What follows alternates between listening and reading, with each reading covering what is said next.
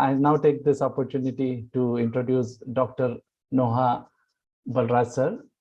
Noah Belraj served as Dean, Faculty of Business Administration at Asia Pacific International University, Mawkley District, Saraburi Province, Thailand for more than 10 years. And he is having teaching and administrative experience of more than 25 years. He completed his PhD from Tilak Maharashtra University, India, the Six Sigma Green Belt from NXS Consulting, Denmark. He completed his MBA from Andrews University in Michigan, USA. Acting Vice President for Academic Administration, VPAA, Church Elder Asia Pacific International University Church, Muak Lake, Saraburi, Thailand from 2015 to 2017. Stewardship Director, Asia Pacific International University, again, Church Muak Lake, Saraburi, Thailand from 2016 to 2017. Awards and distinctions and honors include Special Honors, Spicer Memorial College, or a Doxa College Day Program from April 15, 2011. Honored Teacher, Spicer Memorial College, September 5, 2010. Plaque of Appreciation for 15 years of excellent service for the Lord as a teacher. You have been all over the map. Your accolades are endless. Dr. Noah Belraj sir, over to you. Please go ahead with your keynote speech.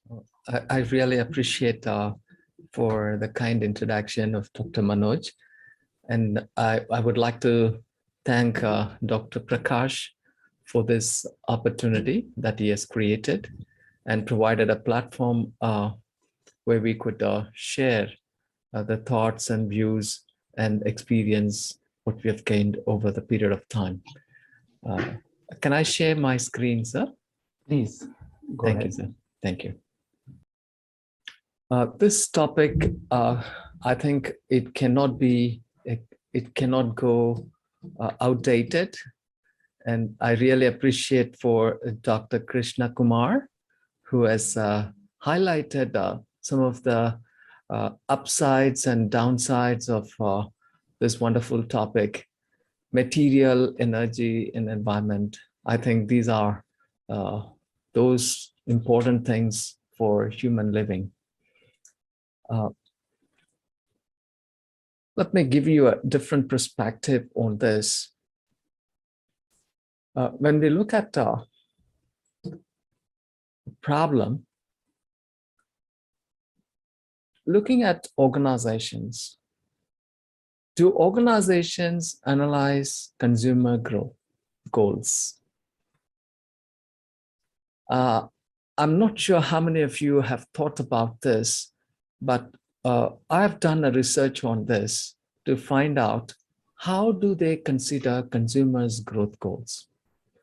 Organizations say they estimate consumers' growth goal, but the truth is they don't fully conceive it, understand it.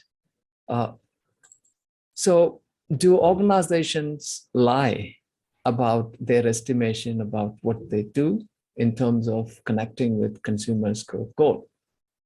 It's a very important subject for us to consider and to analyze and to see what actually the result is. The research looked at these two aspects: consumers' growth goal, consumers' growth, and organizations' growth. Which one becomes ideal for the other? Organizations' growth becomes more important objective than consumers' growth for any enterprise. Looking at this perspective, the problem we identified, there is a gap between consumers' growth goals and companies' growth goals. So why this problem important for us to think?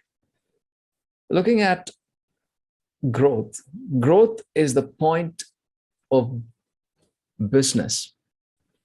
If there is no growth, there is no existence for human beings. So we need to constantly grow. Either we grow or we diminish. Two aspects. So whose growth is important in this discussion? Organizations' growth goals influence consumer growth goals. According to Mark McCormack, he points out this way: individuals with a finely tuned people sense and an awareness and having a good, knowledgeable, good thinkers and doers, they take the edge. It doesn't matter how they go. They take the edge and they move forward in the direction. Now, let's analyze these two pictures. These two pictures are two people or one person? Is there anyone who is watching this? Or two people or one? Anyone would like to respond to this? They appear to be two people. Okay. Two different people. Two different people. Okay.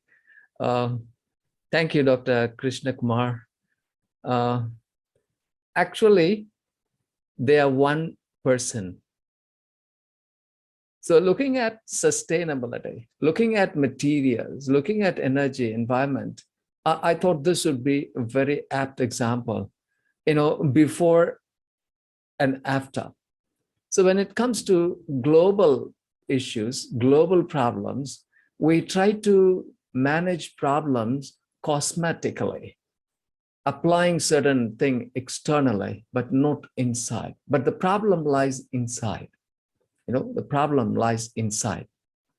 So you can see how a person who is average looking can be brought into a very, celebrity looking. Just a cosmetic makeover, a very simple thing. So one can be deficiency motivated, bringing harm to self or others. So when we think about human community, when you think about human living, how do we do things? How do we try to earn our living and use that what we have earned to live?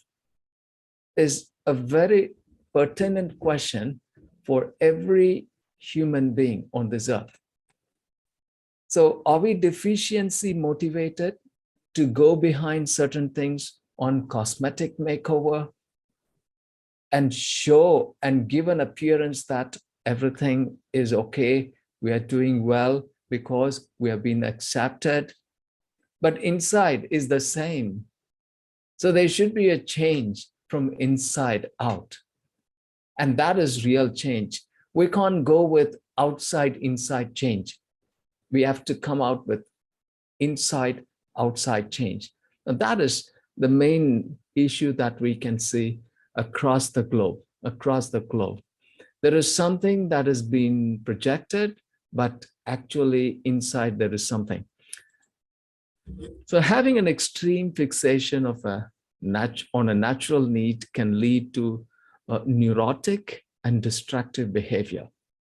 So this is a problem of human. We can see what is performed in one area.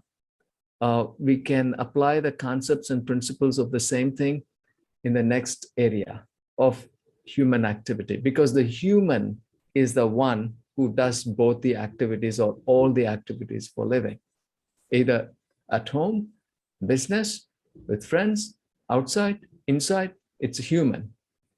So the actual, sometimes we can also see there are 2 phases, 3 phases, 4 phases. For different situations, people put on faces. We all experience that. And we learn that is not good. So sustainability, sustainable development, sustainable, how it can be achieved. It is naturally from inside out. So according to the study, what I've done, the fast food industry, I considered 27 of top 50 global organizations for this study. And I've considered global automobile companies, 13 top global companies, and social media brand.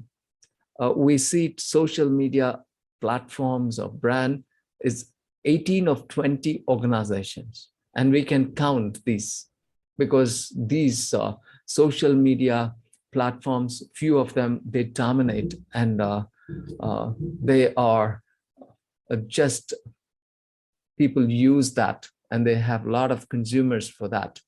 So looking at this, how do they consider? Do they consider consumers' growth goals, or do they only consider organizations' growth goal to cater the needs or make consumers to accept what they are creating, how it is going, you know? So according to the result, fast food industry, organizations' growth goals formulation, it did not have a significant relevance to consumers' growth goals. It is different. They say something, they do something. You can see that happening. So it is not matching. That's why we have a lot of problems that has come out from fast food industry in terms of human living and growth. It's not viable. Several studies have been done, and you may also refer to that. The second one is social media brands. The same result for this, organization's growth goal formulation.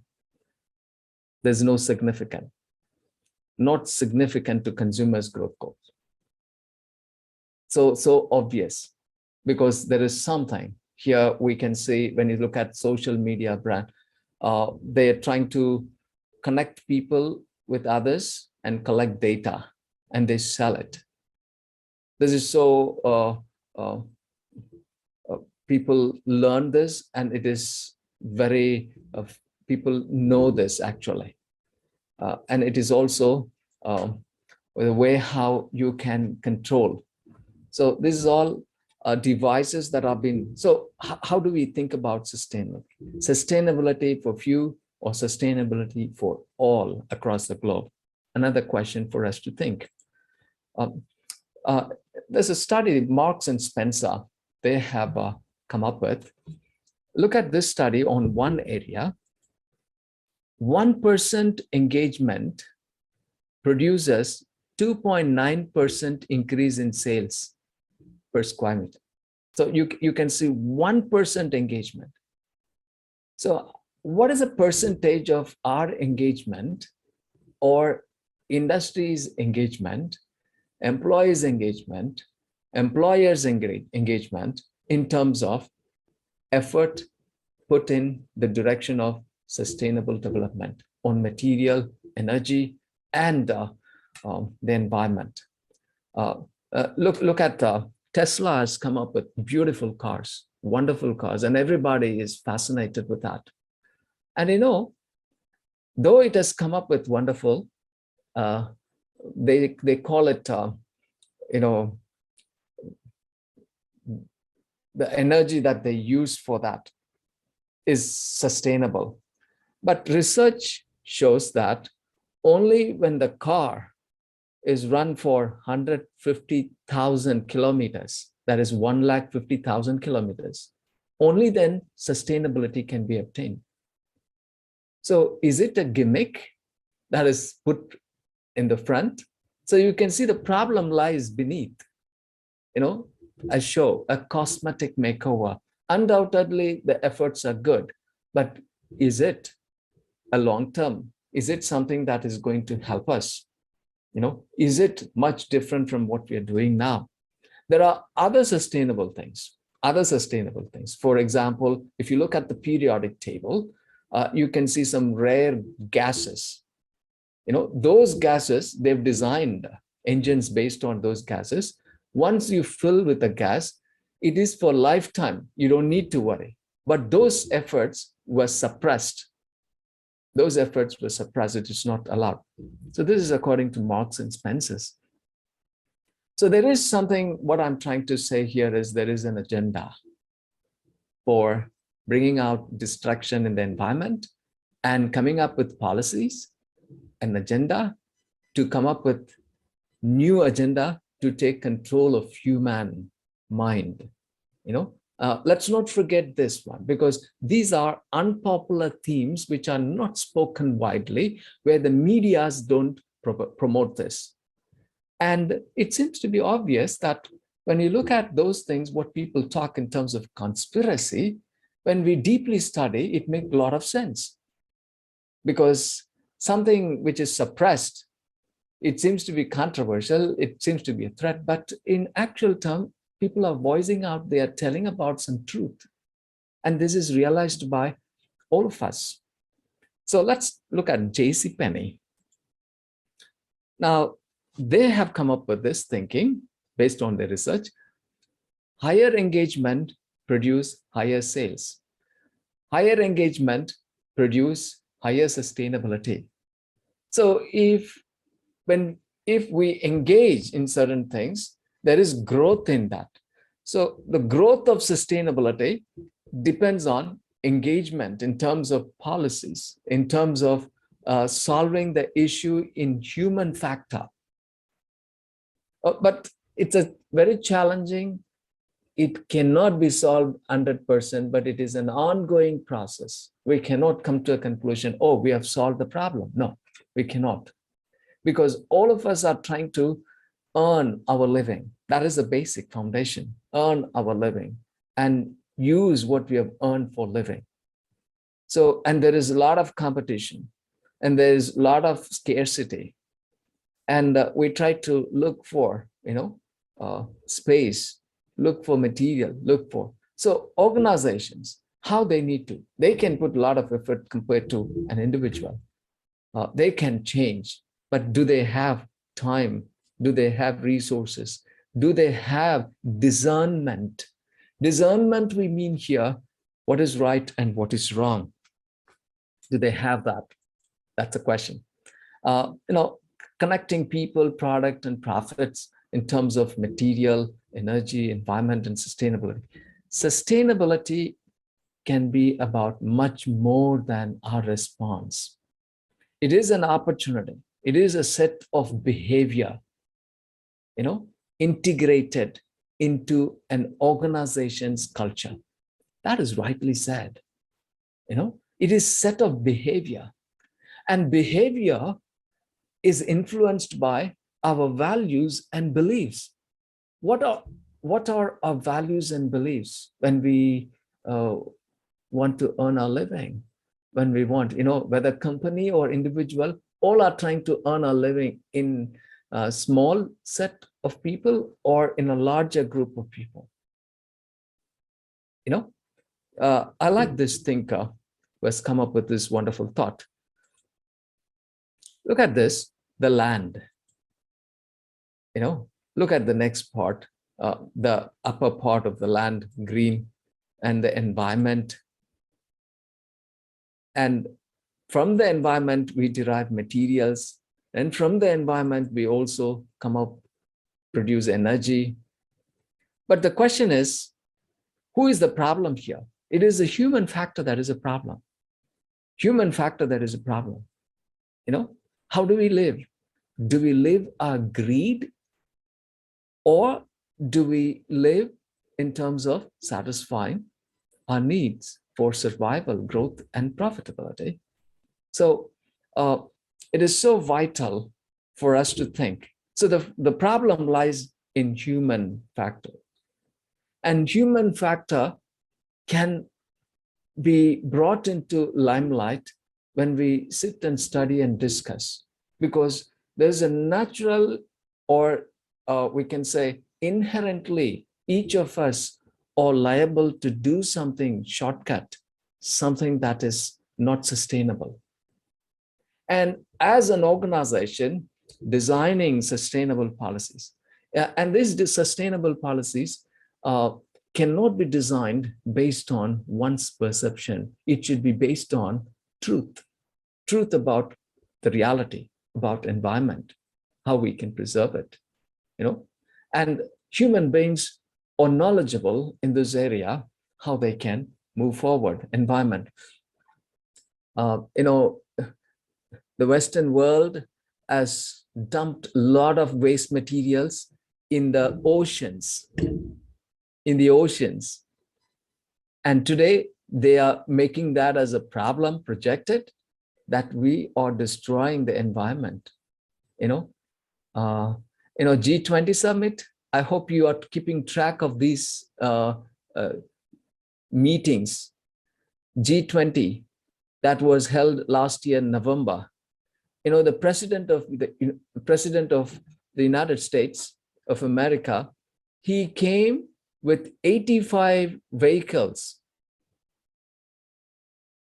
and he is the main person who is talking about climate change, sustainability of the environment. Can you see the contrast between what we project and what we are talking?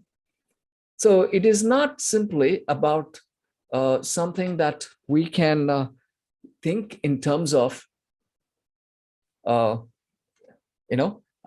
a point for us to consider. There are a lot of good people around the globe living, and they are very much into sustainable development. And we appreciate and we applaud. It could be a small farmer. It could be a simple, small enterprise. But when you think about the higher levels, they are the ones who are mostly, I'm not here to generalize and say people, I'm also included in that part. The way how we are trained to do certain things, asked to do certain things.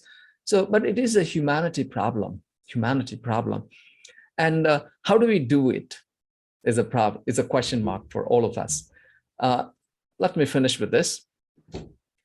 Dov Seidman, he said, sustainability is about much more than our relationship with the environment.